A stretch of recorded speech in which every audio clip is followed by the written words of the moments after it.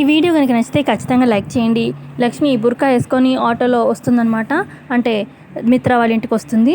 ఇక ఇంటి బయటే గేట్ బయటే ఆ బిల్డింగ్ని చూస్తూ ఇక గతంలో తను గడిపిన క్షణాలన్నీ కూడా గుర్తు చేసుకుంటూ ఉంటుంది. జ్ఞాపకాలన్నీ వాళ్ళ మామయ్యతో వాళ్ళ అత్తయ్యతో మిత్రతో గడిపిన క్షణాలన్నీ కూడా గుర్తు చేసుకుంటూ ఎంత ఆనందంగా ఉండేదాన్ని అని చెప్పి ఇక ఆ సీన్స్ అన్నీ కూడా మనకు చూపిస్తూ ఉంటారు. ఇక అలా తడుచుకుని బాధపడుతూ ఉంటుందన్నమాట.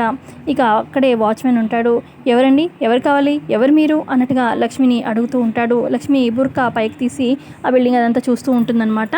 ఇక మరో పక్క అరవింద ఫోన్ మాట్లాడుకుంటూ మెట్లు దిగుతూ కిందకు వస్తూ ఉంటుంది. ఇక బయటకు వస్తుందన్నమాట. ఇక మరి బయట ఉన్న లక్ష్మిని చూస్తుందా లేదా అనేది కమింగ్ ఎపిసోడ్లో తెలుస్తుంది. లక్ష్మి అయితే మొహానికి బుర్కా తీసి ఇక మరి వాచ్మెన్కి ఏమైనా చెప్పబోతూ ఉంటుందా, మరి అదే టైంకి అరవింద చూస్తుందా లేదా అనేది మనకి ఇంకా క్లారిటీగా తెలీదు.